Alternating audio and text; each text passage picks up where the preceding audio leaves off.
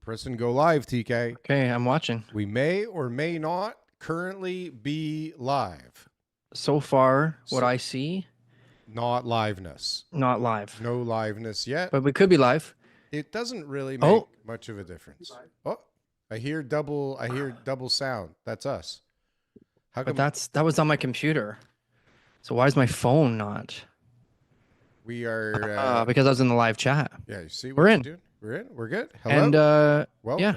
Welcome to the Under the Table Podcast live edition. TK. Second Happy to episode be here. ever. Thank you. Happy to be here. Thank you for being here. And what a pleasure it is to have you once again. Canada's Daryl, leading realtor on Under the Table Podcast. Okay, we started this podcast for two really good reasons. All right, two good reasons, two really good reasons. The first one is I can't remember what it was, but it was really good. But it was really good. And the second one was because we're having fun doing it. And the second we're not having fun, Daryl, let's say it's over. Are we talking about Burn the bridges? way back in the day, like at the beginning? Is that what we're talking about? No, I'm talking about now. I'm just talking about in general. You're just talking about in general. So hold on a second. Yeah. What are we talking about? Are you talking about that we changed the name of the show recently for fun because it's fun and we like to have fun? No, I'm not even talking about the name of the show. Where did the name of the show come from? We're just Under the Table Podcast. We've been around. Listen, anybody listening today for the first time, coming in from anywhere in the world really now, they don't know us as the Canadian Real Estate Show. They don't know us as the Toronto Real Estate Show. They just know us as Under the Table, and we've been around. We've been around. We've been around the block. We've been talking about stuff that we barely understand for a long time. That's right. And somehow people stick through it, and a lot of them actually keep coming back. So that's kind of cool. Yep. Welcome, everybody that's here live. Sorry, I'm so phlegmy. We are live for absolutely no reason other than the fact that I was just way too busy to record at the normal time. And for some reason... And doing it live tomorrow is just not that convenient. Not convenient tomorrow morning. But I mean, hey, 5 o'clock on a Saturday, who's doing anything else but watching this goddamn show, TK? Clearly nobody. Clearly nobody. Okay. Clearly we don't have anything better to do on a Saturday. What a nice Saturday it is. True. I mean, it's a little sunny, it was a little rainy at one point. Things are moving out there. The birds are chirping. The bees are buzzing. I love it. Look at this. TK is going to wind up like Rob Ford in some basement on crack, overly animated in front of a bunch of immigrants. What the fuck I mean, does hey, that mean? Anybody named Shit Wrangler must know what he's talking about, right? So I would definitely take it to heart from Shit Wrangler, right? I mean, absolutely. It's a problem with the lives. And listen, Rob Ford, rest in peace, okay? Jesus. Our brother. He was the man with the plan. If he was the premier of the province instead of Dougie, he would have got that greenbelt passed. Oh, we wouldn't have a greenbelt anymore. Let's just say that, and we'd have a whole heck of a lot of housing. That greenbelt would be on fire if he was still around. We'd have a whole lot of housing if Robbie ended up winning that provincial election later on. But what's going on with you? So you had some stuff going on this week, Daryl. You were putting out some fires. You were out there with your helmet on, spraying the hose. I had a horrible week from some perspectives and a wonderful week from some perspectives, but so busy and just like roller coaster ride of emotions. And you know me. I mean, I tend to, whatever's happening around me tends to set my mood. So if like something bad just happened, I'm like a basket case freaking out. And if something good just happened, I'm like on top of the moon, Like, you're booking vacations. You're buying cars. Did we get the furniture store closed? Oh, what a day today. You want to hear a story? Holy shit. Do you want to hear? So I don't know if this has to be indicative of the economy right now. And maybe it's not, but okay. So, I mean, people that have been following us know that I've been trying to close my father-in-law's store for months, right? And we basically have had it closed for a little while, but there was a little bit of stuff left over. And so, we have the lease still for a little while, and we're just kind of cruising and taking my time to deal with the last few things, right? Maybe working on some of my own stuff for a few weeks, right? And what happens? Yesterday morning, out of the blue, the landlord calls me. Okay. The landlord calls me and says, I know it's short notice, but we found somebody to take over the lease or start a new lease a month early. So you can get out of the last month of rent, but you got to be out by the 30th or the 31st, whatever month this is. What do we got? 31 days this month? You got to be out by before the 1st, okay? Whatever the date is. And I'm like, oh, like this is what I need right now, right? Like I got to do this. So my wife puts a bunch of Facebook marketplace posts up, okay? And I've had all this stuff up on Facebook for weeks, right? Nobody's responding, nothing. Selling. $200 for $400. Funny enough, these sofas were selling. $200, nobody's buying anymore. Now she puts like, I don't know, 6, 7 listings for free furniture between 12 and 3 today on Saturday. And thousands and thousands of messages are just pouring in. Like she can't even use her phone because it's just getting bombarded with people going, is this still available? Is this still available? Like, can you save this for me? Yeah, right? yeah. Because we posted, you know, it's like first come, first serve, bring your own truck. Nobody's helping. Don't message me. Right? Everything's available until it's not. Come and get it. Right? First come, first serve, come and get it. And so she's like answering people for a while and then she just gives up. And then people are like, we're here and nobody's here. And we're like, nobody reads, right? People wanted to get first dibs so badly. It was crazy. So I get there. I figure, you know what? We call it for 12 today. I'm going to get there at 10 o'clock. I was meeting one person that we made arrangements with to take a couple of things. And I roll in there and there's a fucking lineup of people and there's U-Hauls all at the back and people are banging on the doors. And I'm like, holy shit, like this is crazy. People literally at 10 a.m. were lining up. And I let a couple people in and people were nice. They're just waiting there quietly, like peeking in, trying to see, like, are they taking all the good stuff? What's going on in there? I can't see what's going on. People were going fucking crazy. Free stuff is like, people get greedy. I did some free stuff. I'll tell you after. Keep going. Oh my God. So what happened? So just like, you know, it was early and people were taking stuff and I just kept letting one more person in and they would like fill up a truck. And next thing you know, the place is empty. It's 11 o'clock in the morning and people are coming in going, what the fuck? I thought this was at 12. I thought I came early. Gone. And like, as we're emptying, they're taking anything. It's like, can I take this pen? The fire extinguisher. Yeah. Bro ran out with a fire extinguisher. I'm not even kidding. I know. Yeah. Somebody stole my dollies. I was so pissed. I was like, yeah, you can borrow my dolly. And the guy just took the dolly with him. There was some people, just 2 ladies almost like got into it. I swear to God, I had to break up a fight. Yeah. And so this isn't the first time I've done something like this. Like I do this fairly regularly. Like way back in the day, I'd buy a bungalow and I'd put it like, if I was demoing it, before I demo it, I'd say, anything you want is free. And people would take out windows and take off railings and take the fridge. I had these 2 Jewish guys freaking out. They were having like an auction in my kitchen for a fridge. Anyways, unbelievable. First of all, the reach that Facebook Marketplace has. But second of all, like the amount of people willing to just take anything for free. They're taking light bulbs they don't even need because they were free, right? It was. They'll take half rolls of paper towel. They're People like, hey, were taking the toilet paper from the bathroom. Are you guys going to use the rest of that paper towel? Right? I've done houses before, man. I've had the whole house get cleared out by people, and it's a zoo, and people start fighting, and they take stuff you tell them not to take, and it's absolute insanity. The greed that people have, and the things they take. It's like just because it's free, they just want to have it. So it's like they don't need it. It's not anything that's going to be worth any money, but it's just like, oh, that's free. You're going to give me that. Yeah. And there's people who stay on Facebook Marketplace and place and Kijiji waiting for people like you to post or me to post. Oh yeah. And they're just like, I gotta go. Garage sale people. This is like the next level. Oh my God. This is it's next level garage sale people. Yeah. Oh yeah. It's funny. But we should do it more often. We should set up a few of these sometimes. Oh my God. But the people who know, they know to show up early, right? Okay, but Darryl, listen. Okay, we're launching a condo. Yeah. All right. Yeah. We're trying to make sure that everybody in this condo fills out a worksheet. So what do? We post some ads, free furniture at the Free sales center, furniture at the sales center. Yeah, you right? get a bunch of people who can't afford condos, but that's okay. And but you get everybody who's in there, and there's gonna be a lineup outside the It's door, gonna feel like a and frenzy. they're gonna look in the sales right? center, and they're gonna see all this great furniture. They're saying, "I'm getting in there first," I'm getting and in everybody's gonna be lining up talking about it. Did you see the ad? Did you see the ad? I heard we can't get in until 12, and so when the people come to buy the condos and see all these people outside, they're gonna say, "Get your checkbook out." Yeah. Checkbook out. Yeah. Are you here for the condos? What?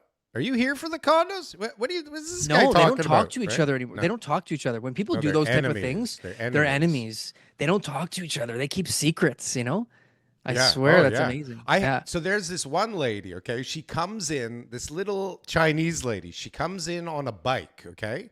At 10 in the morning. She's like near the front of the line on a bike. And she comes in and she starts just like grabbing anything and like putting it in a corner. Like it's hers now, right? And she's just like hoarding anything. She's got like fluorescent light bulbs and like some tables and a chair, and she's having to fight people. And I'm like, do you have a truck here? Because like that's part of the deal is like you got to have a truck, like at least on the way. No truck. She's like, yeah, it's Uber. on the way. No, she's like, yeah, it's on the way. And then every time I would leave, she'd talk to somebody else. Can I fit this in your truck? I live around the corner. Can you take my stuff there? I'll pay you, and then I'll come back here and get my bike. Yeah.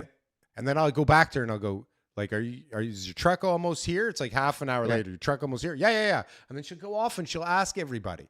So finally, You got to kick her out. I was about to kick her out because So everybody enough. was like, how long is she getting to keep that? Like, I wouldn't mind having that chair, Yeah. And then there was another lady who did the same thing. They ended up teaming up and sharing a U-Haul. But two of them were fighting off people for 3 hours who were trying to take their sofa or trying to take and they're like holding people off. My husband's getting the U-Haul. My husband will be here in 5 minutes. This one woman, I never seen a woman carry so much weight in my life. She's carrying credenzas on her own. Can't wait for my fucking husband. I can't wait for my fucking husband. It's intense. It's intense. It was fun. And that just, so remember like during COVID times, right? With the toilet paper and, whatever else people were stacking up on and loading up on. It's like these people just have this sense of greed and they don't really, they turn into somebody else. They're good people, but it's just the sense of like the fear of missing out turns them into bad people. And that's what happens when people start buying houses like crazy. Yeah. Right? It's the same mentality. It's the fact that that house could be bought by somebody else. Somebody else could get that property and I won't have it, makes me want it more. Yeah. So I saw the furniture that you had left, Darryl, and it was crap. It was crap. It was the furniture that nobody wanted. Yeah. It was not sellable. No. It wasn't even giveaway a bowl. Yeah. And so Until why people were fighting over it was because it was free and they saw other people want it. Oh yeah. That's it. No, 100%. We did it. We did a social experiment here. And those people just highlighted the fact that it's not really about is it a good product or not. And so we talked about Jordan with this one time because I'm going to try to relate this to real estate because not everybody wants to hear about furniture. No. But when Jordan talked to us about the worksheets and when how they were getting 1,500 worksheets on a site and everything else like that, it had nothing to do with what was being sold. It was anywhere that was busy became busier just because it was busy. It was an idea. And that the really good deals and the places that actually made sense where it was good value and everything else, but wasn't that busy, nobody was going to. Yeah. It's just like, makes no sense. No, I just wrote a Substack about that a couple days ago about like how platinum agents, like that whole craziness is done. It's gone. Like, where are the platinum agents? But like just that whole frenzy that was created. And you're right. It's like, what was everybody so excited about? Like 450 square foot condos for $1,600 or $1,200 a square foot with no parking, no lockers, no view of anything. People didn't even know where the goddamn site was. They like paid some other guy to line up for them.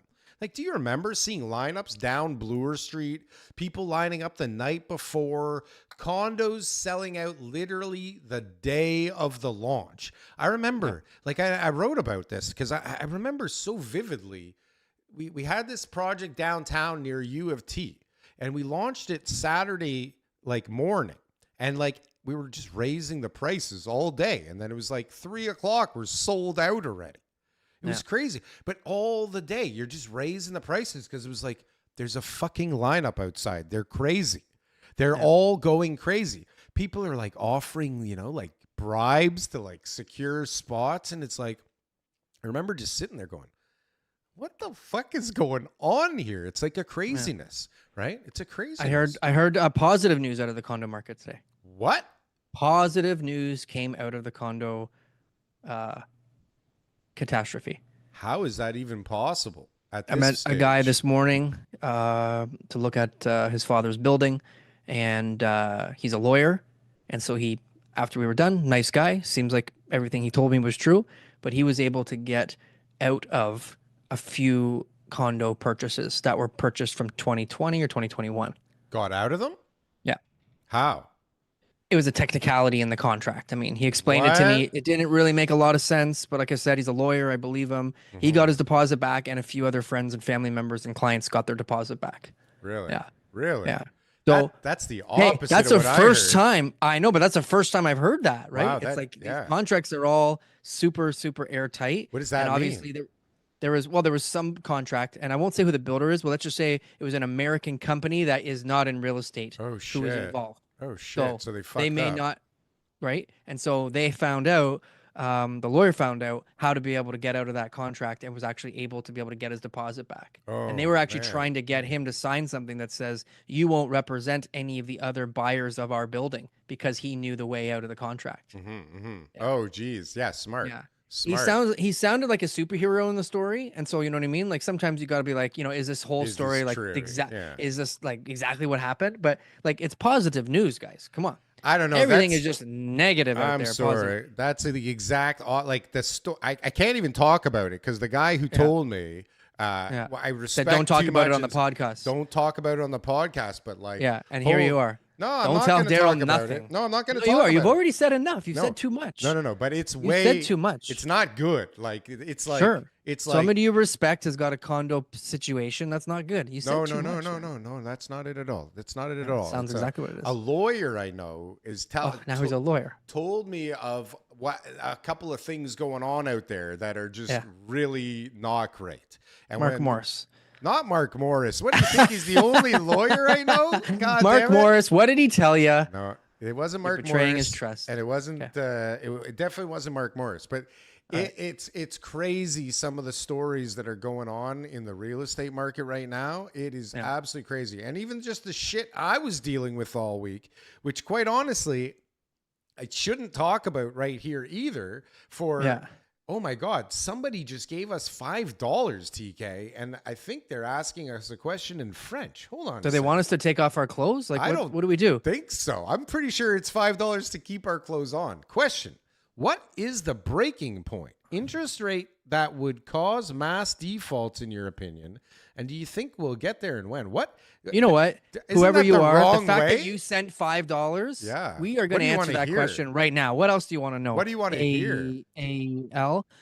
So what's the breaking point interest rate that would cause mass defaults? I don't think the breaking point interest, you're going to laugh. It already happened. It was last year. It was 5.25% on the overnight. That was the breaking point. I think so. I mean, we've already started to come back down on that rate. That's all we needed to do, and we actually haven't experienced yet the full weight of those interest rate hikes. We're still going through it because there's still a bunch of people. There's still 1 point something, maybe around 1 million mortgages now that are going to be renewed that are currently sitting somewhere around 2% on a 5-year fix. And that they're going to be renewing for 4.5, as of right now. And the increase to their payment is going to be anywhere from, 20+%, depending, because some of them won't be able to go back to A lenders, right? Some of them are going to have some issues requalifying because their situations changed. But even the best case scenarios is still going to be at least a 10-15% increase to their payment, right? They can restructure depending on if they go to variable, if they go to higher amortizations, all that kind of stuff. But you're talking about a significant amount of money that has still not come out of the economy yet. Well, so I think that first part of that question is it already happened. Yeah. And then do you think we'll get there? Clearly. You have no idea what's going on around. We'll get there and when. So Darryl, when do you think we're going to get there? We're there. We listen. We broke. Okay, we broke. We've been crumbling apart, right, for a while. I feel, and I mean, I don't think it takes a genius to see this. I mean, Christ, have you seen how many listings there are out there? Like, it's fucking crazy. You know, it's one thing to hear 30,500 listings in the GTA. Like, that sounds like a big number, right? But when you look on when you look at it on a map, TK, and you look just like around where you are, it's like where I live in particular, like to have one or two anywhere near here was like not normal even, right? Then there were periods where there became a few more. Now I look at the map and it's like, oh, there's no signs though for a lot of them, which is weird. It's like there's a lot of listings in my area, no signs, but so many open houses, so many open house signs, so many choices. And who the fuck wants to buy something right now? There's some buyers right now. Like, it's a spring market. There's people who want to buy. They want to get into, you know, the new home before school. Like, there's going to be some of that natural demand that we see. But I mean, it's not what it was before. Like, it's not anywhere near the amount of activity on any listings. Like, I've had a couple good listings this year that have had some serious activity. How far before? Priced well, all that kind of stuff. But we're not talking about an easy market for people to be able to get sold in. And so now when you're a seller and you're saying to yourself, hey, I want to go on the market. I want to, you know, move this property that I've got for whatever reason. You have to ask yourself, what if, right? What if I hang on to it for too long and it's going to sell for a lot less than what it's worth? I got these one clients. I don't want to say too much. I don't think they watched the show though, but they said no to the offer in January. They said no to the offer in January, and they were so high on their horse. They were just like, we are never going to ever sell for less than this. This no is your way. client? Your client? My client, and yeah. so hold on. Did you say to them, like, the first Guys, offer is the best offer? I said it's the first week, and we've got an amazing offer. I can't believe this is happening to you guys. You're the luckiest people on the entire planet. And they were just like, we know what we're doing. Oh, that's right. Hey, right? Listen, you're old. We know what we got, right? We know what we got. And so, but this is how drastic it's been. So every case is different. It's so hard. Like when we talk about average prices haven't like crashed since January, but the case by case analysis on each property. So this particular property, okay, would sell for $100,000 less than what the best offer we could get in January. Would? It's 100. That's the most it would get. 100 grand less if they were to sell it today. Okay. So they didn't like that number before. And so we have sort of like a little bit of a saying when we talk to our sellers about this type of stuff. And that's, I know right now you don't like this price, but 6 months from now, you're going to love this price. Yeah. You are going to think this is the best price you ever heard of. And guess what? It's not going to be there anymore. And that you have to be willing to have delayed gratification by, it's going to feel bad. It's going to feel like you sold for less than what you wanted to, but in 6 months from now, you'll be calling me up and thanking me. And I love them. Those calls I'm having with my clients who sold in 23, 24 that I had that conversation with. And at the time they didn't like me very much. Now when I'm calling them and talking to them, like, TK, come over, come and see me. Because they see like where the market's at and what happened. And more importantly, the money it's important, but it's more importantly is they moved on with their life. The thing that the reason they were selling for has now come to fruition, and they're actually enjoying themselves because people get caught up in emotion, just like the greedy people at the furniture store are caught up in emotion. Sure. They're taking furniture they don't even need. People hang on to properties longer than they should because I came all the way from Markham. Why don't you have my sofa? I came all the way from Markham. I got a guy who wants to put a condo on the market. He bought it like 21 or something like that, and he's gonna lose money. He says, "I'm not losing money." I said, to keep the condo. Right. So I'm telling you right now, you're going to lose money. Like, I don't know what to say. And he says, well, I've got this and that. So he's got a ground floor terrace. I just listed another ground floor terrace last month. After 3 weeks, no showings, we took it off the market because they wanted a $50,000 premium over the other 2-bed, 2-baths. And they thought that the terrace and the ground floor was going to get it. And the market said, no one even wanted to look at it. So I'm telling him now with this like empirical data and some pretty, solid evidence that he's not going to get 2+10 pricing on a 2-bed, 2-bath just because he's got a terrace and a ground floor unit, right? When do people listen? Honestly, like, is there any time in life where people actually listen? Like, do you ever listen? I know I rarely listen. I got a job going on in my house right now. I got a what's it called, catch basin, and like the amount of work I'm doing at my house, my whole front lawn right now is an excavation pit. My whole front driveway, sorry. Oh no. I got plumbing. I got a big concrete job. There's so much Where's stuff the going. Lambo? Where are you parking the Lambo? The Lambo, I can't afford the Lambo anymore because I got to pay for this no. job. Shit. All right. Yeah. I was planning on buying it. I'm definitely never going to buy it now because Oh, this job is going to bankrupt me. Oh no. And I'm telling you, it's like insane the amount of stuff that I need to, agree to. And I'm just like, okay, they call me. Hey, it's another $300 for this. Okay. It's another $150 for this. Okay. It's another. And I'm just like, God damn okay. it. Yeah. I trust them. They're the best company in the area. I called them specifically because I went to school with the kids. I know like this is like they're gonna be the most expensive, but they're gonna be the ones who actually do it right and fix whatever's going on down there. And it sucks, but yeah, I do listen. So I don't think I'm like perfect or anything like that. But I think some of my clients listen to me very well. Sometimes. Other clients don't. They're just like, no, I know better. The guy I did, man, the property I listed this morning, that guy's not gonna listen to me. No, but like, then you were talking a few weeks ago about the retired guy that didn't listen to you and knew what he had and waited and didn't give a fuck, and then he got what he wanted. But that was a couple months ago. That was some retired. Oh, that was the guy in the retirement home. Yeah. He wanted 950, and I was like, "There's 830 was the last sale," and he said 950. At least his kids told me because there was a power of attorney. But he got his 950. Good for him. Who are all these crazy people listing right now? Like, what are we talking? Boomers cashing out?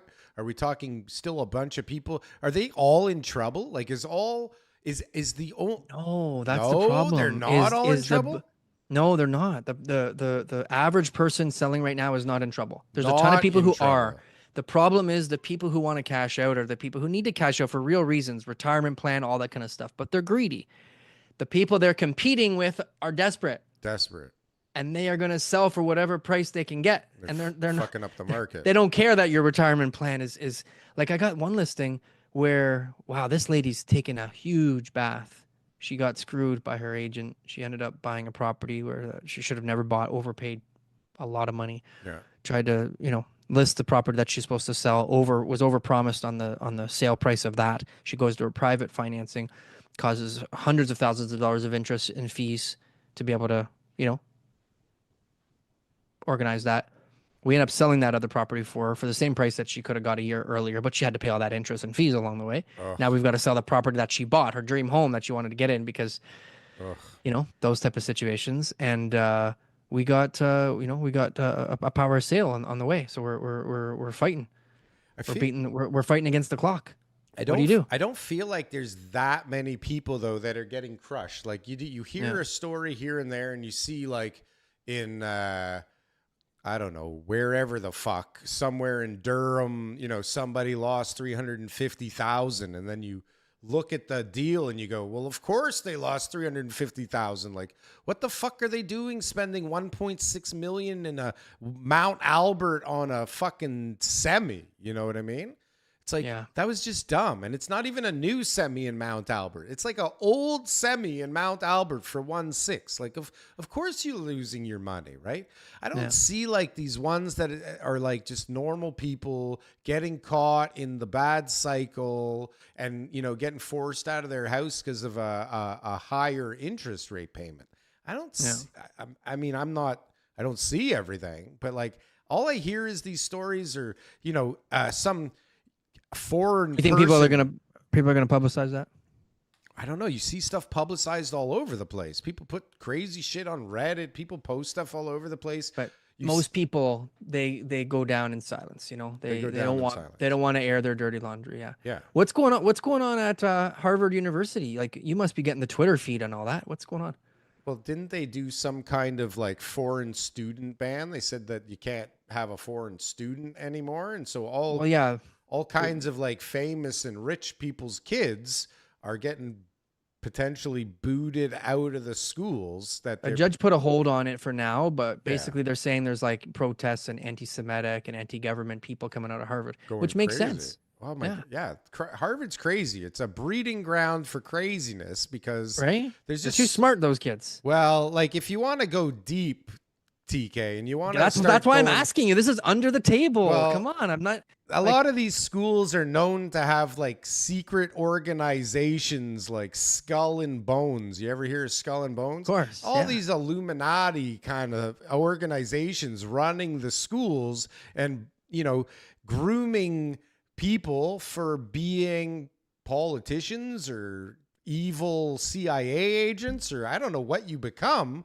when you go to Harvard, but you end up being connected to people like Epstein, maybe Diddy, some, well, I mean, if you start tying people to them like Obama and Clinton's and all these things happen in the background at schools like Harvard and Yale and Duke and all these really expensive schools. So, I mean, there's that problem. And then, the schools are being taken over by foreign 27%, right? Foreign students. So it's like, we can't afford this shit because all these motherfuckers are coming in here. Our school systems are failing. We've got all these things we need to, there's like, I think they're using one as a reason to flush out the other. Because Harvard is richer than like some countries. They've got endowments bigger than countries. You know what I mean? They got power brimming from everywhere. It's like these things have to stop. And it seems like, at least on some level, that Trump is actually trying to eliminate all the shenanigans that have been going around in the background for years. But then you'll get the exact opposite argument to everything I just said, and then people will say everything I said is made up and horseshit, and quite honestly, I don't have a fucking clue what I'm talking about. I don't know if it's real. It could be. It sounds pretty real to me, right? Like, it could be. When I use my you never know. It's a little bit of rhetoric in there, but there's definitely going to be some truth in all the lies out there, right? All the lies. There's so many lies. It's so crazy. I don't even know how we got onto this. How did you bring up Harvard? Because that's a real under the table thing going on right now, So Canadian students are obviously upset. Carney's kid is one of them at Harvard. I heard his boy, girl, she, him, thingy, bobber. Yeah, not to be rude or anything, but that's fine. No, that's fine. That's a whole other story. They're banning that now too. They're like banning LGBTQ pride flags in the classrooms. It's like a war on crazy.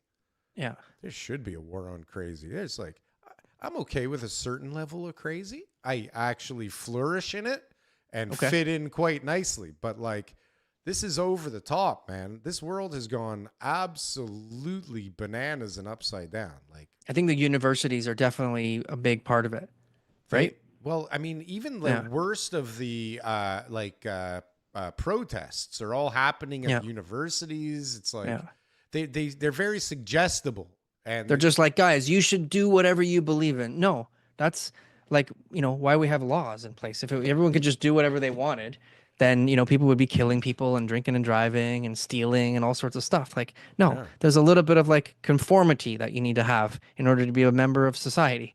And so, I know you want to like, express yourself. Well, like write a book, write a song, release the song and talk about, why. That's what they used to do in the 60s and 70s, Well, okay, fine.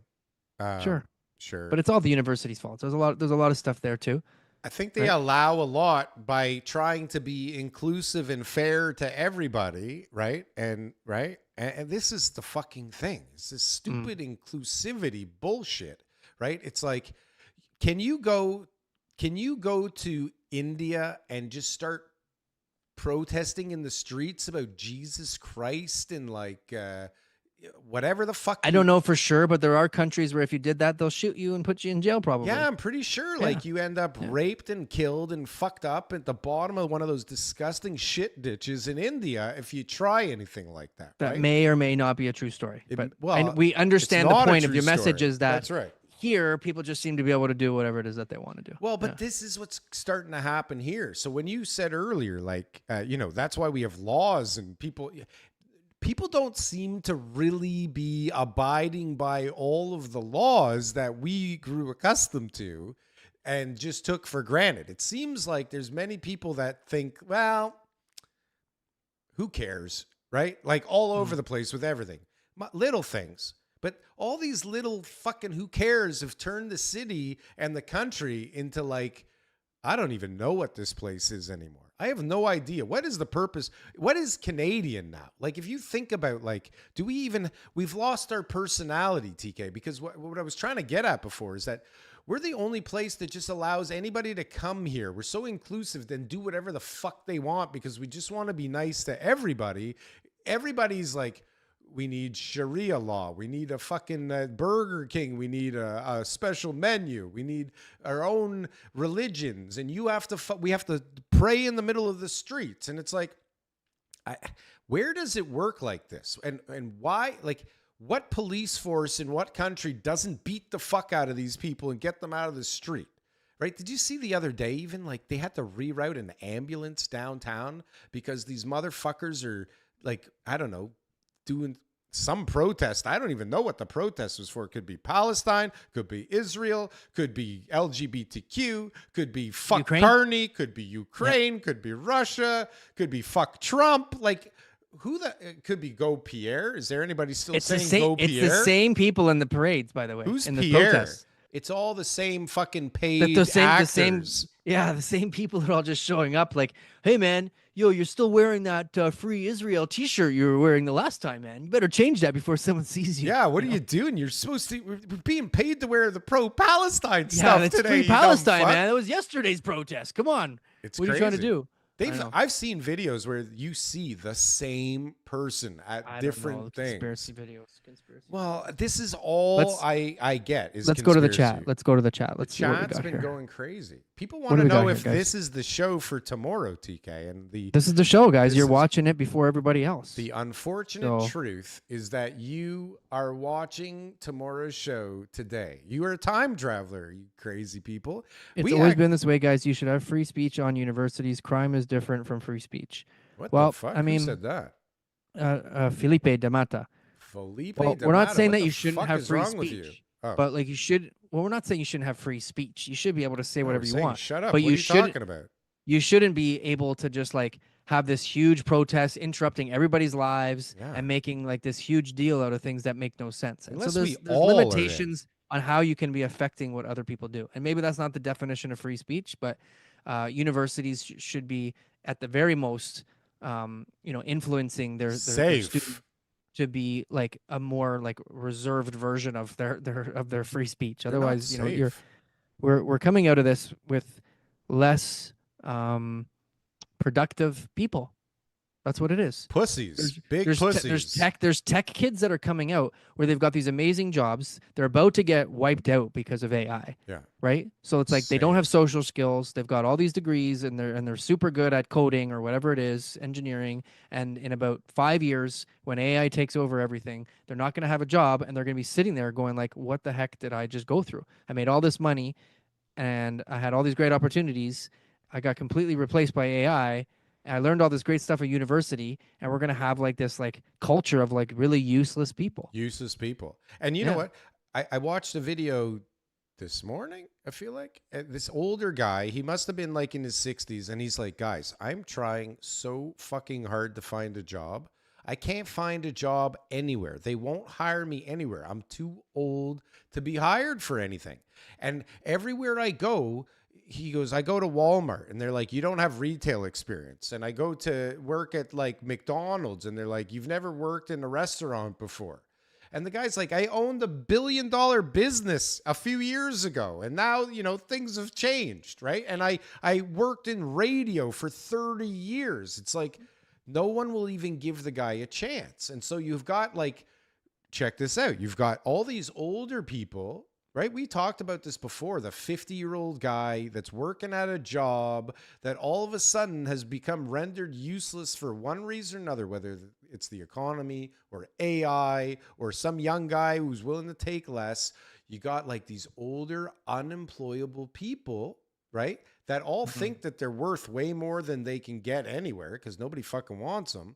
And then you've got all these young kids who can't get a fucking job anywhere either because who's hiring? I mean, if you're hiring, you have one job. You've got one job. You got to line up down the street of Indian people for miles right now, right? I don't know. I'm not putting out any, help wanted ads, but You see it. I get what your point. It's I see the point. It's Yeah, crazy. I see the point. And what's happening is like more and more people are jumping into that pool of people that are looking desperately for jobs, right? Want money desperately. And while that job, so that's growing just because the real estate market is fucked and the construction market is fucked. So that's just dropping on its own, but mixed with the AI. But you saw the job numbers there, that 10,000 jobs were shed over the last year, including 6,000 at Canada Revenue Agency, public service. From the government. Yeah, government jobs were shed. But meanwhile, every time they tell us about jobs, there's like 40,000 new government jobs. So how did that happen? Where's the math? How do we lose 10,000? Shrunk for the first time since 2015, nearly 10,000 jobs over the last year. Data released by the Treasury Board Secretariat. It's bullshit. Yeah, of the 9,800 job cuts between 2004 and 2005, majority were in federal agencies such as Parks Canada, National Capital Commission, and the Canada Revenue Agency. I love to hear that. Isn't that nice? That CRA, there's less. You just don't believe it. I don't believe it because when they announce it monthly, there's huge gains in jobs, right? And it's like the private sector's shedding jobs, and it's all the public sector making up for it. And we've talked about sometimes those are like, for the election, they added jobs. Like, some of these jobs come and go, right? For seasonality stuff, right? Yeah. So when you look at it from a year basis, that took into account all the different seasons that came through. But 10,000 jobs isn't really that much when they have hundreds of thousands that they need to get more efficient on. UBI will be a must, says Corporate Shill. And Corporate Shill is quite busy in the chat today. UBI will be a must. And UBI makes a lot of sense if you ruin your economy and nobody's able to actually work a job.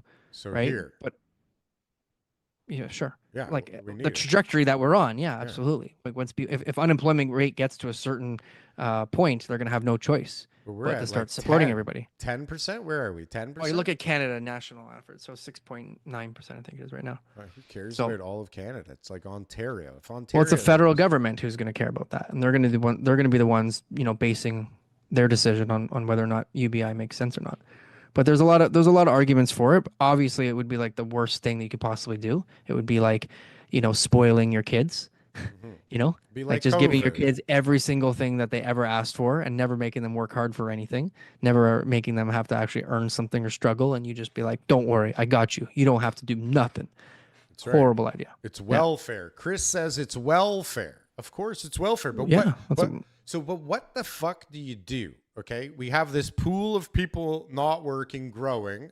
And this is the number that they're telling us, right? So forget about all these people that somehow are in the country, have nowhere to live, have no jobs. Are they on this list? Are all the people in the tents on this list? And really, like, how does this list even work? Because what if I have a Shopify store and I make 150 grand on doing that? Am I unemployed? And what if I'm collecting unemployment and I have a Shopify store? What if have you seen all these stories now of all these beggars in the streets that are not unemployed? Like it's like a whole scam going on. They're like dropped off in a minivan. They do their job for the day. They've always had that. Yeah. They pick them up in a minivan and they take them to their house, To their house. And they got like a mortgage to pay. They're all getting like $6 grand a month from the government because they, have 4 kids or whatever the fucking. Well, the refugees definitely. Yeah. It's crazyville though. Yeah. The refugees, I know it's high paying. I mean, are they included in the unemployment stats? All these people that are making money all over the place, robbing people, stealing cars. I mean, people have jobs. They're just not so legit. So if somebody's begging on the streets, it's like, listen, man, stop contributing to our unemployment numbers, man. Yeah. You got a job. Yeah. Right? Stop it, you bastard. Yeah. But that's whose fault that is though? Trudeau. No, it's our fault for giving the money. Oh, what? Because you and me are... if you put me in that window, if I'm sitting in the window, it's like, no, fuck you. Look, you're wearing new Nikes. You don't need any money. Let me see your cell phone. I guarantee you're giving $5 to somebody who looks like they need it. And you're contributing to the madness. Everyone, that guy's giving, I better give. Find a way to donate to charity. Find a way to, volunteer your time. Go down to the gave a warehouse of furniture for free to needy people. I mean, to churches, TK. I know for a fact that some of that stuff is heading to a church. I feel good about that. Okay. The Jew God in loves me, you because of that. The Jew in me loves giving things to churches. I don't know what it is, but I love it. I love it. It's about cross cultural collaboration. That's right. Yeah. It's true. Yeah. No problem. There was lots of cultures there. I felt very nice. You know, people were very appreciative. They were kissing your butt. Not kissing my butt, but it was like people were even offering money today. And it was like, this isn't the point of today, right? Yeah. We just got to get it out. We saved a lot of money not paying that month of rent. So it's like everybody was doing us a favor. I had a guy, I don't know what the fuck this table was doing there. It was £1,000 and this guy took it today. You know how much that would have cost to get rid of if he didn't take it today? What kind of table was it? Like a dining room table? No, it's like a big metal. I don't know what it was doing there. It's like a work table from God knows what. My father-in-law would just buy shit. He'd like go into an antique store, buy it, and then use it for 3 weeks and then sell in the store when he was done with it. Yeah. Can't do that. Make some money. Was he good at making money when that was going on? What's that? Was he good at buying it and then selling it for more after? No, he just liked it and like he had a place to like let it go. He didn't give a shit. Yeah. My father-in-law was very, you know, like if he was done with his car, he didn't give a shit that it cost $30,000 to get out of the lease. He just wanted a new car, you know? Yeah. He didn't care. He would just go, he's got closets full of clothes that have labels on them. Like it's a problem. It's a different, it's like a different problem, right? Yeah. It's crazy. But he owning a furniture store, like having a shopping problem. Yeah. Like, this is kind of not good. He'd go to Asia and buy containers of shit, right? Yeah. Just to fill that void that can never be filled. Okay, let's see. Your opinion. I love it. If you were about to buy a home today, what lowball offer you think a seller would accept and not get offended? What percentage of the asking price OTK? Oh, boy. What a question. What a great question. I think That's there's lots question, of... Felipe Damata. Yeah, I think that, your agent should be doing the research for you. Your agent has the option to look at the history, the sales history, when they bought, how much they bought for, how long they've been on the market for.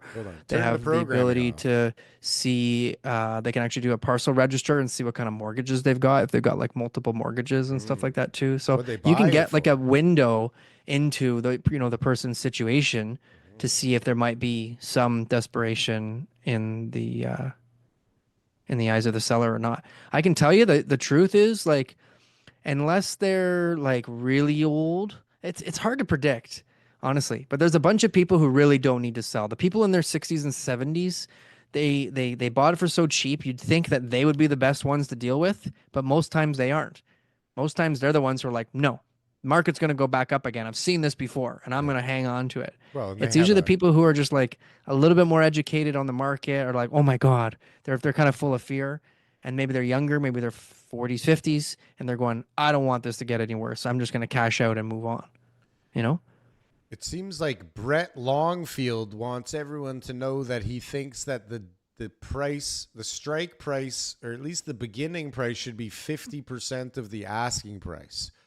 To which most people think he's drunk, and Brett wants us to know that he's sober as fuck, TK. Okay, listen. Is there a scenario where that's going to play out? So I was looking at a property this morning that sold for $12 million, and the asking price was $14.8. So that guy went in there with $280,000 under asking and got the deal done. So, like, if it's overpriced by 50%, yeah, that's not. You're going to get it for half. No, I'm saying for his 50%. Yeah, but problem to 50% is like if they're asking $1 million, you go in at 500, right? Okay, but if it's worth 500 and they're asking $1 million, you'll get it for 500. Yes, TK. What is it worth? This is the whole problem. Like, start wherever you want to start. Like, right. I mean, if the question is like, what will offend people? Well, it depends on their situation. There's definitely going to be somebody out there who will get offended, but I think it's very like little, but like not that many. Not that many people would not get this be willing. Fucking offer out of my face. They're not going to like the offer, but when you come back with hold on, offer, bring it back, Let's look at that. To 60% of the asking price, they're going to deal with you because they don't have anybody else to deal with. Yeah. Hold on a sec. Let me get that out of the garbage 1 sec. Gone are the days where they're just going to blow you off and be like, don't ever come to my property again. I got somebody else. Because really, not many people have somebody else. You get That's it. the truth. And the agent's Darryl, like, right? right? The agent's Even like, deals. I can work with this. I can work with this. Let me see if I can work It's with not this. where they start. It's where they finish. That's right. Okay. Forget Let's see where we can get them up. I can get the agent said they got room. The agent said they got room. Are you intimating at what I was dealing with, TK? Are you trying? Don't talk about that now because this is it's too fresh. And there's No, I'm not. Yeah, What I didn't say anything. You said. Oh, okay. But I'm just saying. No, that was all you, man. Because I'm hush hush. I have to bring it back to me at some point. Okay, so yeah, I'm hush hush. I don't know what you're talking about. There are people in certain circumstances where if you brought them any offer, they would then work from there. Because actually, there's a psychological problem that a seller has, which is lowering the price. They really do believe that if they lower the price, that somebody will offer them even less. So even though they're willing to take 50% of their asking price, for example, they're like, well, let's just wait for an offer to come in. And let's just see. And so sometimes you might be surprised. You bring them an offer, and all of a sudden the seller is like excited, and the agent's like, "I'll get you a sign back," and you can work with that. If I was your buyer agent and you're doing that in every property without properly analyzing it or looking at just 50 off everything, all the things that we need to do, then I would be educating you on how to make better use of your time because it's not going to go anywhere. But No. if it was the right time and we saw what was going on and we were like, hey, this makes sense, it's way overpriced, and we think this is a desperate situation. Only his clothes are in the closet, hers are gone. Right up the offer, $500,000 on $1 million property. Let's go. My AI agent will pepper the planet with 50% offers just to see who bites. Right, right. He's just this is the worst. 5 strategy. minutes. Boom. Listen, if people get it from American companies. So there's a investor right now calling me, and they call me on my listings, and then they have this AI bot. It's the worst AI bot. It's so obvious, and I'm like, oh my god, these people are annoying. And all of their offers are just like, so you guys are listed at 600. Well, I'm thinking somewhere around $400,000 is where this property is going to land. So if you want me to write up the offer, and then it sells over asking, and it's nowhere near what they thought, and you're wasting your time in the GTA. You're wasting your time using American strategies on how to buy investment properties as a wholesaler or as a real estate investor. That's the truth. You might get some luck in some northern communities, but it's not like it is in the States where you're going to have that type of response from people. What actually, I don't know what you said, but it made me wonder what's happening with pricing. I know there's a ton of listings, but and there's very little I see sales. downward pressure. I see downward pressure still. Like I said, that one there that was dropped $100,000 since January. Doesn't mean that all houses have dropped $100,000. No, it's just we got a really good offer in January that they didn't understand, and that the property's got challenges, and now because of the market conditions, they're going to lose $100,000 because of that decision they made. But okay, so you said you see downwards pressure, but is the price going down? We've seen downward pressure. That's what that means. No, it doesn't. It means that there's pressure. Yes, it does. Okay. It means there's more listings than coming on the market than there are buyers entering the market. Okay. And so the ratio becomes greater and greater and greater from so the average price is going down? Yes. That's what we're seeing, yeah. Yeah, okay. I mean, average price, though, is not the right word to use, because what happens if more expensive properties come on? What is that other stat bullshit we thing? We can say months of inventory is climbing, or we can say sales to new listing ratio is dropping. No, what's the other average? It's not average. It's like that one they made up of the HPI? No. Home price index? No. It's the benchmark pricing. Yeah, that's HPI benchmark, right? Oh, HPI benchmark. Yep. That's a load of bullshit too. It's all bullshit. It's better. It's better than the average price. Yeah. This is the thing. So Bailey was looking at something the other day, and she's like, they want to make an offer, and I said, oh, well, what's it worth? Right? It's like, it doesn't matter what it's listed for. The buyer wants to pay blah blah blah blah blah because of the asking price, and I was like, you got to figure out what it's worth. Right? It doesn't matter, right? And that's the craziest thing about a market, where this kind of market. It's like most markets, the price, right? You know what it's worth. Even if it's the stock market and it fluctuates every day, you know what it's worth at the moment, right? But in real estate, it's like, who the subjective. Yeah, it's so subjective and it's subjective, right? And it depends who's working on the deal, right? On both sides of the deal, who knows what is going on, right? You could think you could think you're selling something and doing such a great job and not even have a clue what you're actually selling, right? And then some developer comes in, knows exactly what he's buying, and boom, you just sold it to somebody for half price. You didn't even know it. And you thought you were a superstar is the best thing, right? And the seller doesn't have a fucking clue if this is good, bad, or indifferent. They're happy, right? Yeah. Meanwhile, the developer sometimes gets to sit there going, "Oh, he's fucking crazy. How the fuck? What? If they only hired this agent, right? Like these poor sellers, these guys just got fucking hosed." Yeah. But they didn't because they're happy. And the agent didn't have a fucking clue what's going on. He got his commission. And this is like, how are people supposed to navigate through this, right?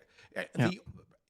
It's one, okay, so if you know what you're doing, you figure out what it's worth and you don't pay more than that, right? You don't get all crazy and, but when you're buying your house and you walk in and things are right and the vibe is good and you're feeling it and somebody's baking cookies and it's like, we've been through this so many fucking times, right? Even all these people that came today for furniture, like they thought they were the one getting the sofa they wanted. And when they came, it was like, they were so devastated that it wasn't there.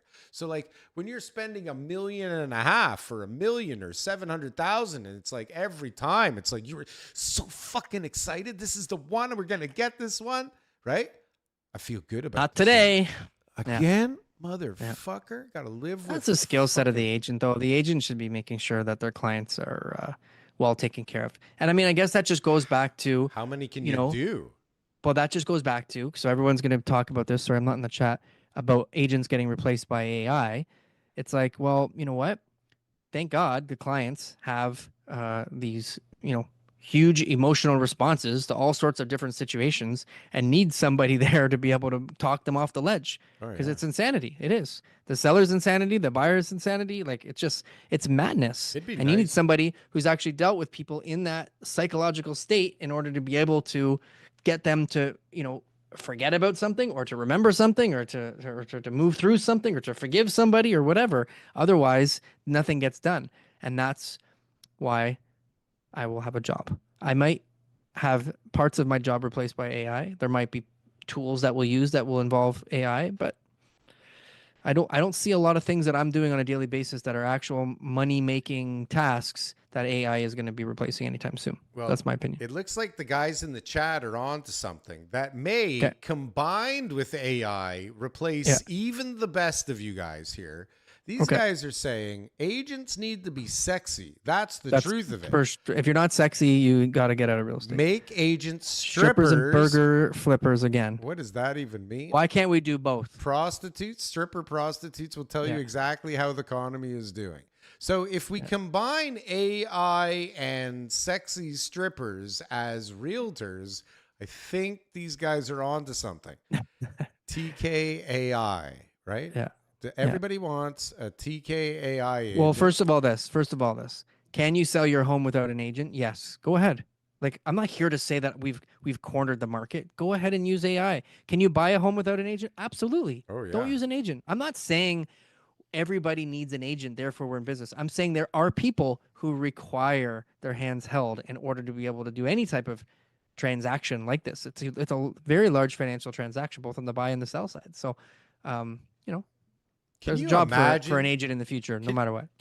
So you got like... Mark my words, May 24th, 2025. In Asia, you got these guys who like buy condos because they want to get married, right? It's like part of the culture, I heard, that like if you don't own a house, you're a piece of shit, right?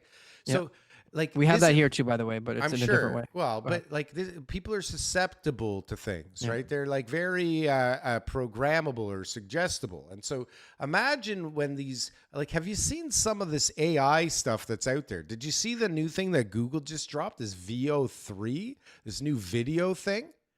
What is it? Oh my God, it's crazy. It's like, you just type in a sentence and it makes a whole fucking movie with voices and sounds and like the whole thing, like real crazy studio, unbelievable stuff. And then, of course, like with every technology, you've got like people doing crazy porn stuff with it. Because I think other than space technology, everything is invented for porn, right? So you got these crazy AI generation things. And obviously porn's going to be part of this. And you got robots coming. How are guys, okay, who are just dumb monkeys to begin with, going to pass up on the opportunity to buy homes? Just press a button, buy homes from this sexy, pornographic realtor who's telling you, hey, big boy, like, just press the button, right? These are the same guys buying Viagra pills that don't work and hair treatments that don't work because some lady on the internet told them to. Or like, you know, there's guys out there that are like buying Indian I'm not men. saying that this won't. I'm just going to stop for a second there. I'm not saying that this won't happen or that there won't be people who are going to fall for that, but not the majority of people. That's how you get. This is how you get the pre-construction market in Toronto going Maybe again, a couple right? dummies would be doing that kind of There's stuff. a But lot come of on, dummies, that's not the replace agent strategy. Rely on everybody's desire for lust. There's guys who there's pretty girls. Listen, there are pretty girls in real estate who sell absolutely nothing. Okay. Well, they sell something. Yeah. No, I don't know if it's real estate. No, they don't sell any real estate or anything else. They try hard. They got to look. They got Instagram. They got whatever it is. They're not selling anything. There's guys too, good-looking guys with all these different things going for them, muscles, face, whatever, and they're not selling anything. Not selling anything. But that's not the. It's not the be-all, end-all. No, but the point is, TK, is that there's guys who spend ridiculous amounts of money on OnlyFans and porn websites and God knows what. So if you just steer them in the right direction, you know, slowly making, you know what I saw, down payments every month, slowly making a down payment on the condo. I know. This is called. Hey guys, buy me a condo. Everybody just put $5 in, and next thing you know, she got a building. Yeah. And she's not even real. I'm not saying sex doesn't sell. Okay. Sex is, if you want to start a business that makes money, make it involved with sex. You will make money. Start a swingers club or something. But there's a company called Arrived. Yeah. Okay. And it's like you can contribute money to buy rental properties. And so all you got to do is just like, you know, stick in your whatever it is, $100 up to $20,000, and now you're going to be owning a portfolio that actually gives you rental dividends. So why I'm saying this is because it's just a click. It's just a click of a button. Boom! I own a part of a portfolio of rental properties, and they're paying me dividends. Huge Ponzi scheme, most likely. But if you had something like that for development, right? They have that. Any type of business, right? Where you're just basically telling people, hey, so it's just preying on what people want. Oh, I want to be a landlord. What do you own? I own real estate. How do you own real estate? Well, I put $200 in this company called Arrived, and they own a house in Florida, and they're sending me dividends every single month. I own 10,000 doors. I own a fraction of 10,000 doors. 10,000 doors. We got a company. I own about 10,000 doors, something like that. I'm not really sure where the buildings are. I'm not very involved, right? We got people running that stuff. Yeah, the day-to-day. How many guys have told that story before? Oh my God! How many guys have told that story before? They invested $5,000 with like Equiton or something like that. Right. They're like, yeah, we got an apartment building. We just bought an apartment building. Yeah, it's like 4 cap. I think we're closing in July. 120 units, something like that. Yeah. It's a VTB word I heard. Yeah. We got a sweet VTB deal on CMHC financing. Yeah, sweet VTB. Right. It's like we've talked about this before. It's like at the party where everybody's husband, all the wives, all their husbands are developers. Yeah, everybody. Everybody's a developer. My husband, a builder or a developer. Your husband. He's a builder just or a contractor. How many houses does he build? It's like, well, he's built 2. We live in one of them. That's right. Right. Yeah. And we're about to go bankrupt. Actually, not all of them are about to go bankrupt, but like, you know, they don't build that many houses for other people. They just build it for themselves, and then they're contractors. They take on work to go and build other people's houses or renovate other people's houses. A lot of time when you build the house and you move into it, more often than not, it wasn't part of the plan. It's like to dodge some kind of like fees or taxes. Carry on and HST. Yeah. Or oops, shit, we better move into this thing because we're fucked. Yeah. I got a client with 3 or 4 illegal builds, and they were talking about how to sell them. And that Terrion's on them. Terrion's like, are like, we got you. You know what I mean? Been there, done that. That sucked. And, but it's like, sell the properties. You know what I mean? Tell the buyers, disclose there's no Terrion. put up a big deposit, like a holdback of funds, put it in the lawyer's account, and say, look, if anything goes wrong with the houses over the next couple of years, here's the money. We'll make sure we fix it. Otherwise, you keep the money. Yeah. Yeah. Yeah. And then tell Terry on what houses. It doesn't work like that. Why not? Because it's not how the rules work. You can't do it. Why not? Carry-on can't prevent you from changing the title like that. If you get everyone to sign it off, you can have permitted encumbrances. You can sell the property. The buyer buys the property. There you go. He owns the house now. Okay. He was happy with it. We're good. Fine. Probably get some fines in there. Build that into the price. Yeah, so what? You're not paying HST on it anyways. Doesn't matter. You're going to bankrupt the company. You're going to bankrupt the corporation afterwards anyways. It's probably a smart move. Yeah. Why not? Yeah. You can do that legally here. Everybody can just fucking go bankrupt. Doesn't make a difference. That's what people do. This is the scheme of the money thing. It's an exit I had one strategy. guy who was doing that. I had not one guy, but I had a group of guys who were doing some super illegal stuff, like just building whatever they want, no permits on certain things. Like it was just a total nightmare, absolute mess of a deal on one of them that we did. That TRCA was involved, and then the neighbor. So I don't know if I told this on the show before, but so like not okay. The house was a bill, but we sold it to a guy where we put in a holdback. We got made sure that this guy, the buyer, was protected financially. So if anything was to go wrong, he would have the money to be able to fix anything that was there. Okay. And that never really, led to any major problems. But the neighbor, there was a driveway that was like on in between the houses. It wasn't even the neighbor's driveway. His property line was just really close to the side of this house. It was just a narrow driveway that you had to drive on in order to get to the back, but there was no fence. So they paved an extra couple feet. And so you had this big wide driveway to be able to drive all the way to the back, and it was no problem. You could park any car there, and it was great. And for years, no one ever had an issue because of what it was. Well, the guy who moved in was not like Italian or white or whatever this guy wanted. And this guy who drank a lot, I think his name was Tony, he only wanted Italian people. And he told me that too. He was like mentioning certain races and he was like, don't sell to these people. And I was just like, all right, Tony, like, good to see you. Make sure you don't sell it to none of those fucking Indians. I'm telling you, that's pretty much how the conversations worked. And then the week after the people moved in, he went to them and said, hey, where are you from? And they didn't give him an answer that he liked.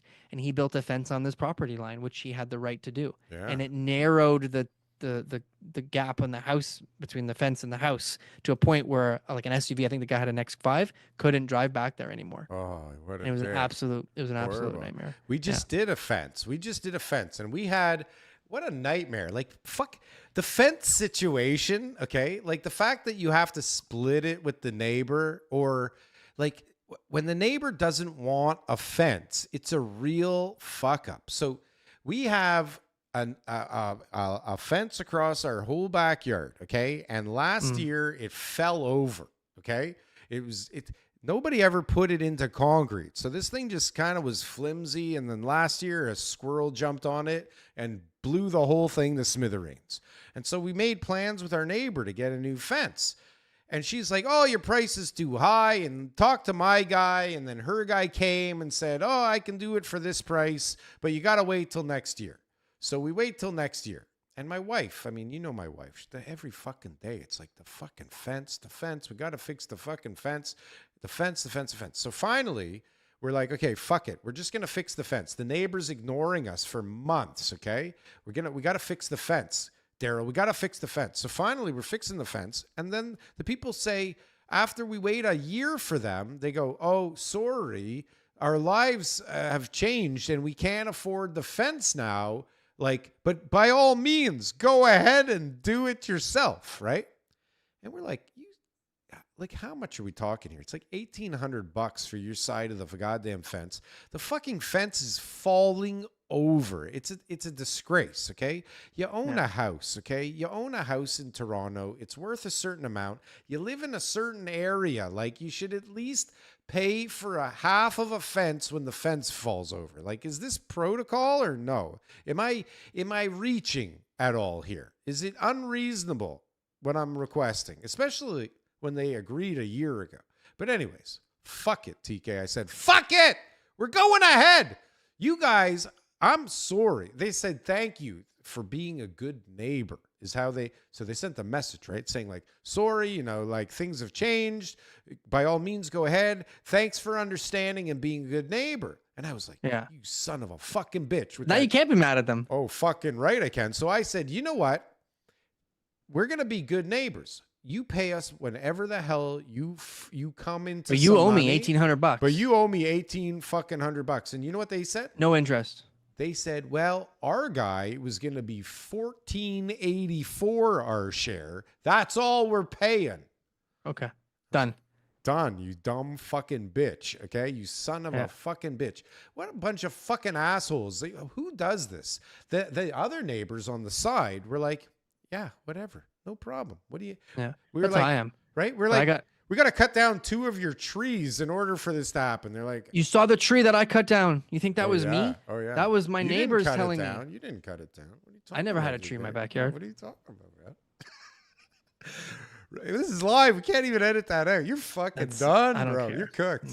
No, that tree was undersized and there was no permit required. That was good. It was undersized. Remember when I was like holding it up so you and your family could get out it was just from that tree. It was just like this big. It was just. What was I gonna say? So right now this job on the front driveway that's all messed up is got like a retaining, like we did like a retaining wall between my neighbor's driveway and my driveway, and then there's like there's like a French drain and like there's like downspouts going into the French drain and stuff like that. So they want me to reroute the downspouts, and my neighbor's bill is gonna be $400 because like but most of it's my work, but he's got to pay $400. And I'm nervous to talk to him because he has never paid any money for anything we've ever done together. You're supposed to arrange it before, not after. Listen, I got to get it done. I found out what his cost is going to be afterwards, but there's never been a time in 11 years. Like I tried to do the fence. I tried to do, like, it was just like, no, there was never like, okay, TK, we will contribute our share. When I had to do like pavers and all that, I just did it over. I said, can I do it? He's like, sure, but we're not paying for anything. Okay, like I just did it. See, you know what kind of guy I am? I just want $400 this time. I hope I get the $400. If not, I got to pay for it.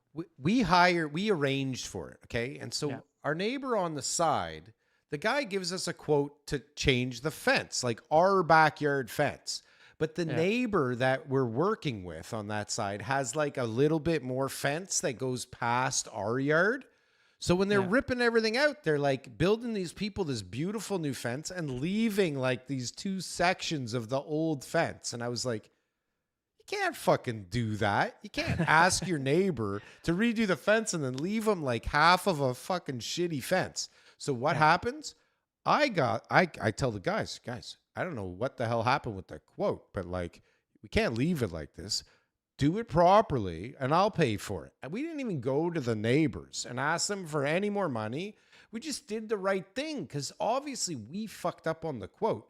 From their perspective, they're like thinking we're getting a new fence, right? Not like just the part that backs onto you. I think. Yeah. I don't know. I freaked out. I was like, if that was me, I would be so pissed if you just dug up my yard and fucking left me half of my shitty fence here. No? Well, in most cases, that's how it would be, is if the neighbor behind me is asking me to change the fence, it's only where our property's abut that he's talking. Really? Oh, man. I would be smart enough to say, hey, I need to also change this small section. That's only my section. So therefore, I got to split it with that other neighbor. I left it to my wife to get the quotes. Okay. Yeah. I think I would have caught that because I'm pretty astute, TK. I'm pretty good when it comes to making sure that the scope of work is what needs to be done. I've built a career on it, for God's sakes. My wife, not so much. And so I figured, you know what? This is definitely great now, though. Oh my God. And of course, I mean, it is so great. It is so beautiful and so new.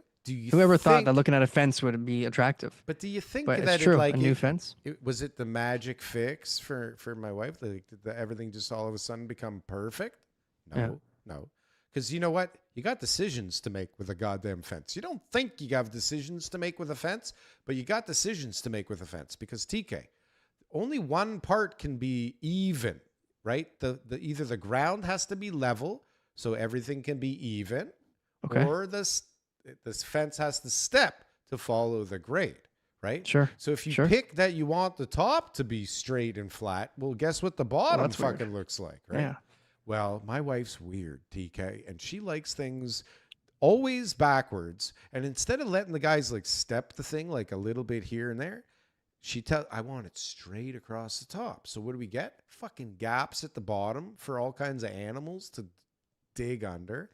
Yeah. And it's like, you want it straight at the top. You can't have it flat at the top, flat at the bottom. Like nothing, this doesn't work. Got to buy a flat piece of land if you want that. You got to buy a perfectly flat piece of land. Yeah. Or you got to just let the fucking fence guys do their fucking job and not mix everybody up and make people crazy. Because now what do I got to do? I got to bring in some new soil and build up the goddamn grade so that the dog doesn't escape. And TK, do I want the dog to not escape?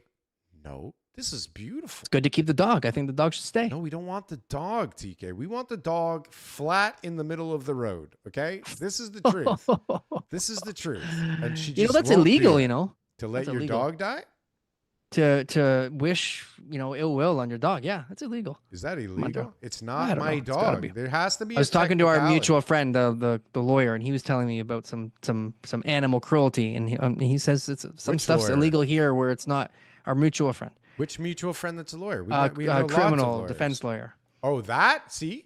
I could have Yeah. been talking about him before, TK. Okay. Oh, yeah. What's going on with him? People are hurting animals. I don't know. Okay, right. There's cruelty to animals out there going on. That in their country, maybe it's okay to just let your dog run outside and get hit by a car. But in Canada, you know what? We should protect our dogs. I think there'd be some negligence there. Maybe. Yeah. But listen, at the end of the day, it's not my dog. I've done. It is your dog. I've done my mitzvah. No, it's not. I didn't want the dog, TK. My daughter wanted the dog. You think she walks the dog 3 times a day? You think anybody here walks the dog 3 times a day? I walk the dog 3 times a day. It makes it your dog. I don't even like the goddamn thing. TK? Under the Table podcast, guys. Live edition on Saturday night. First live of the Under the Table podcast. What the Saturday night. Was it a success? I don't know. Hey, if you guys haven't liked, commented, and subscribed, now's your chance. Yeah, if you're new to the channel and you're wondering what is this fucking channel all about, the name doesn't make any sense. They keep talking about real estate. What the fuck does Under the Table and real estate have to do with each other? Well, TK, We'll never know. Well, I'll tell you, that fence deal was not above the table, right? Absolutely. That was as under and low as you can get. How much of our economy is under the table, TK? Right? Good question. How much, honestly, think about it. How much of all the Chinese restaurants, it's like, you're like, on the way out, I'm like, hey, well, like, I'm going to pay with my credit card. And they're just like, what? We're going to have to charge you more for that, you dumb we're fuck. going to, you got to pay tax. And Right? if you pay cash, it's going to be 10% less. You know that, right? Isn't it crazy? I'm like, how do they get away with this? This is like Everybody my client. knows It's like it. a business expense here. You know what I mean? Like, what do you mean? I'm going to pay with after-tax dollars to give you cash when I can use my business credit card and write it off afterwards? 50%? Meals and entertainment? What are you talking about? I don't understand. You know? But I don't understand. How does everybody know that you go to Chinese food, you pay cash, you don't pay tax, they give you a discount, except for the government? How come they don't understand that that's going on? Don't they eat Chinese food? $350,000 of supplies, Right. paid $275,000 in salaries, and brought home $40,000 worth of income. I don't 10 years in understand. a row. I don't understand it. It's all crazy. They claim right? just enough. That's what they claim, just enough. It's absolute insanity. But I mean, All listen, restaurants are like that. I was a general contractor back in the day, and I built, I don't know if I told this story. It's long enough that I can tell this story now. TK, the dude built the whole fucking house. I told you this before, right? Landscape guy. I mean, who takes more cash than the landscapers, for God's sakes, okay? These landscapers are the most under the table business probably on the planet. Anyways, this guy was building a custom home. And this guy's whole income is under the table. So I'm like meeting this guy underneath, like the gym parking lot was like an underground parking lot. Do you know the, what is it, Win Fitness at like Yonge and Elgin Mills? Anyways, there's like this underground parking lot. And it's like, this guy works weird hours. I'm meeting him at 2, 3 in the morning because it's the only fucking time I can get him and get him to give me money to pay people and like pay myself. And I'm not kidding. I should have bought one of those machines that counts the cash because I go meet him and he'd hand me like these crazy stacks of cash, like hundreds of thousands in a shot, because like we're building a house, a custom house, literally all cash. Okay. Like how much cash is there flying around this economy that isn't accounted for, that people don't pay taxes on, that like people are getting unemployment on top of, right? There's a scam right now with in the Chinese community where they want to send money back home. So you bring cash, which is normal. Like you want to send money back home to your family. You're working a cash job here. You're working at the restaurant. You know, you've got your money. You want to be able to send it home. You worked hard for that, you know, $5,000, whatever it is, right? It's a lot of money to them, right? A lot of money. And they want to send it back home. And so they have these like exchange rates where they say, okay, you'll be deposited into your bank account, because sending money to China is like impossible. There is no like bank to do it. WeChat, it's either Western Union, or you do it through like WeChat, or you have like a corrupt way of doing it, right? Yeah. And so people would say, yeah, give me the cash. They take the cash, and then the money would get put into your Chinese account. They go, okay, thank you very much. Here's the cash. I see the money in my account. A couple of days later, the money disappears. Yeah. They found a way to be able to like reverse it, send fake money. Really? And so now a bunch of people are getting scammed because of that, right? They're taking advantage of like, you know, vulnerable people here, like hardworking immigrants with like no paperwork and stuff. They can't go to the police. Yeah. Right? If you're willing to do illegal shit, it is so fucking easy to make money and scam people right now.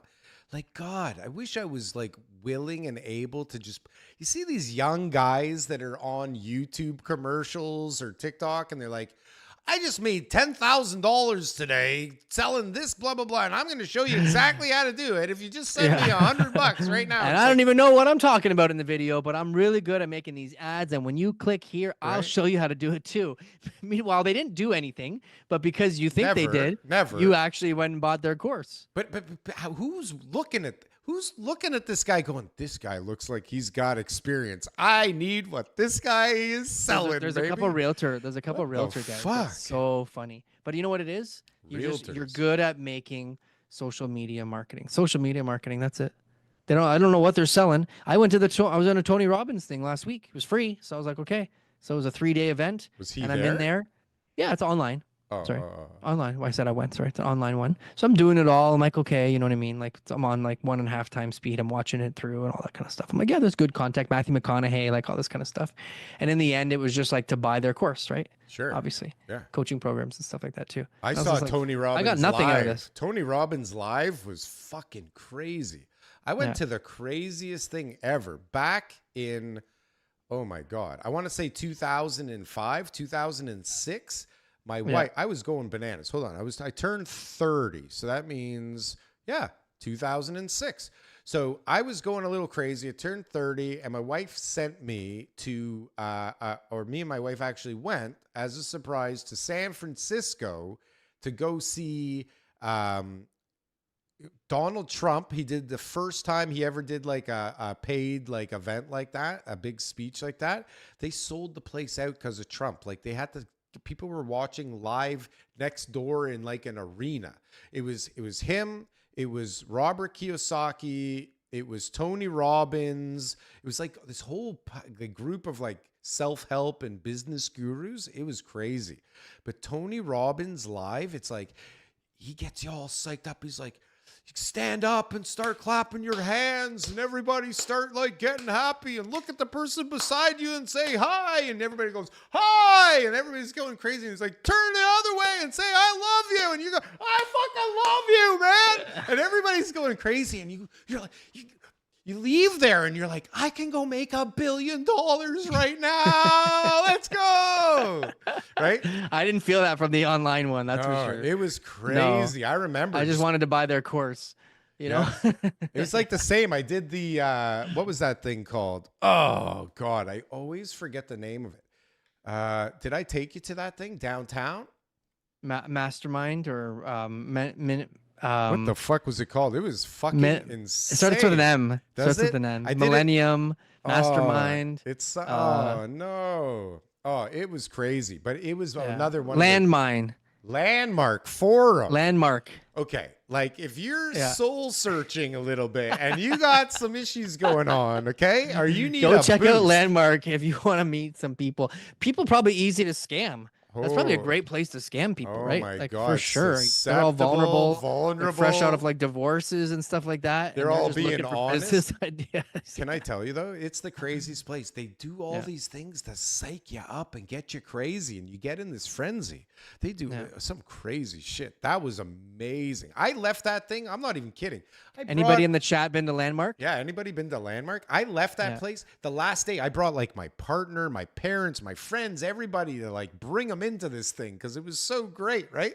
And I was like, my goal after the end of it was to go skydiving, right? And so I get up in front of everybody and I'm like, I'm gonna go skydiving. And my daughter goes, no, Dad's gonna fall and die from a plane. Yeah. The whole thing was the craziest thing, but they got me so psyched out. It's like psyched up and excited. Like I could do anything. I could fly out of a plane. Yeah, TK, yeah. you know me. I would never even I don't even want to go on a bus, let alone jump out of a plane for fuck's sakes. Okay. Can you imagine? I'm afraid of everything. But this is how powerful these things can get. And it's the same thing like the FOMO in the real estate market. It's like, I was even going to say before when you were talking about FOMO in the real estate market, my father-in-law, when he had his store Decorium, like it was set up where the sales desk was in the middle and he would pump that thing full of people with tons of marketing. And you'd walk in there and go, shit, there's so many people standing, buying stuff in the middle that I must need something here. I got to have what all these people that are buying stuff has. And this was like strategic, brilliant. I never even realized it till years later how brilliant it was. But it was like people came in, saw people buying, thought they needed it too. And it's the same in real estate. It's the same in everything. And people are fucking crazy. How do we change? How do we change it? Right? How do we change the mentality to be like just a normal, healthy real estate market where there's like people aren't trying to profit off of real estate again, other than the people building the shit? Like just leave the profits to me, everybody, for fuck's sakes. Why do you got to flip a house? Like honestly, buy a house. Let me make a bunch of money off of it. You guys just live there. I think that's where we're going. I think that's exactly the environment that we're heading into, is that people are going to see fortunes lost, life savings lost, retirement funds lost. We're going to see like the pre-construction condo catastrophe. That's going to be the very first part of this phase, right? Then you're going to see all the other people who are going to lose their homes as prices continue to fall. I had someone messaging me today. Is that what's going to happen?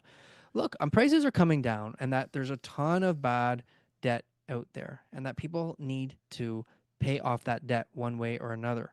You know, there's just not enough demand anymore. Think about it. I'm at an industrial building this morning where the prices have gone up since they bought in 2016, 450% on average, according to the Treb Commercial Report in Toronto West. What? And since 2016, industrial price per square foot, under 5,000 square foot buildings have gone up 450%. Okay. Okay. Makes sense because they're all turning into retail. But I'm just saying, it's insanity. That's not sustainable. So this is a mechanic shop. And the guy's looking at me like, hey, like, this is worth it. And da-da-da-da-da. I'm like, hold on a second. Who buys these buildings? Investors? Long-term investors? He goes, no, people buy the buildings because they want to run their business. I said, exactly. Tell me what mechanic can afford to spend $4 million on his building. What mechanic is changing tires that is going to have retained earnings in his corporation from his 20 years of mechanicking, and that he's going to then go and buy a big building because he thinks that that's the best way to use his funds, instead of paying just like 10 grand a month in rent or something like that. Yeah. You know? Yeah. For the same building. Yeah. Like, where would that be that even makes any sense? But that's what it is, though. Like, I'm not saying he's far off. Maybe it's less money, but that is so far from the fundamentals. It's so far from reality. And that's why we're going to see more industrial properties come on the market and those prices start to fall. It's the same thing in the housing market, except for instead of the business that's operating, it's the person's job. And so if the job is only making 100 grand a year and their household income's 160, why are they paying this much money for a property? It's just not sustainable. No, I'm building a case here. There's definitely a very strong case for a deflating market. That's just going to take a long time to get there, because there's always going to be that new sucker that comes in and says, oh, maybe it's the bottom. Oh, maybe it's the bottom. Oh, now's the time. No, now's the time. All right, finally now. So there'll be a little bit of propping up along the way, but we could have years of prices just continuing to fall slowly over the next few years. So I spoke to the landlord that we rent the warehouse from for the furniture store is they're gigantic real estate family in the city, and I know one of them pretty well. And I was talking to him yesterday when he called me to tell me I got a week to get out before they, because they rented it to somebody else. And we were talking a bit, and I was asking, how are things, from his perspective, and he says it's fucking dead. Like, it is so fucking dead. You can't rent anything, right? And he's like, these guys came in and I was like, it didn't matter. I just had to take them because it's dead, right? He's like, if you're empty in industrial, you're fucking fucked right now because it's dead. He goes, who the hell's expanding in Canada right now, right? Like, who's looking for industrial space in Canada? What are you doing if you are? Like, what kind of illegal shit are you into if you're... Well, you got lots of options. And so why are you going to buy a 1950s building with 14-foot clear ceilings? Well, or rent. Why are you going to buy an investment property where you're going to be looking at a 2% cap rate on an industrial building? It doesn't make any sense. No, but even the rents are coming down in industrial because who the hell's renting a goddamn thing? Forget about even trying to sell the building. Trying to sell it must be a bloody disaster. I can't even imagine. But who's renting? Premium buildings, good ceiling height, good locations, that kind of stuff. You're going to have businesses, like I said, with some retained earnings, their accountants saying, hey, you can't do anything but buy real estate. They don't want to pay rent anymore. They want to own. They want stability. Yeah, there's businesses out there that'll continue to buy some properties. But like the people that were going to take over or that leased the space we were in just a big warehouse space, nice big high ceilings. It's like a kid's play place. Somebody's starting one of those. Now, if there's something that is that recession proof or not recession proof? No. Because I used to spend a goddamn fortune on those goddamn places, and that's the first fucking cut, Yeah, exactly. Right? That's not a recession proof business. That sounds like a 2-year plan of you going broke. It's like, and like, it's literally a concrete floor and a tin ceiling, and they have to redo all the bathrooms. They got to redo the entire place for a kid's play place when everybody is like, are you kidding? Like, have 5 of your friends over and we're ordering a pizza. You can play video games and have a sleepover. Those parties are the worst. It's like $500. Oh my God. No, those play places were 3 hours, $500. By all the time to get all the food and everything like that. Yeah. I've seen those ones. Loot bags. And I don't know. It's by the kid. So if your kid has 50 friends, you're fucked. Right. Yeah. And then, the parents have to come. Listen, you got to go feed to the parents. school, bring your invitations. You get 6 invitations. That's right. Pick out your 6 best friends. Make a list. Let them fight at recess. The next day, make another list, and then make a 3rd list. And whatever the 6 kids who repeated on that list the most, they get invitations. That's Everyone else next year. That's right. Darryl? TK? It's been an hour and a half. It's been a slice. Thank you very much. Apparently, I never shave. The entertainment. Is that true? Do I never shave? No, you have that. What's it called? I got that scruff, baby. Yeah. My wife hates it. You can't really You don't tell. need to shave. It looks much worse in person. He doesn't need to shave. Even my father-in-law saw me the other day. He goes, "You're looking kind of scruffy." Yeah. What does that mean? I'm trying to raise a bunch of money now. Should I be looking scruffy? I don't know.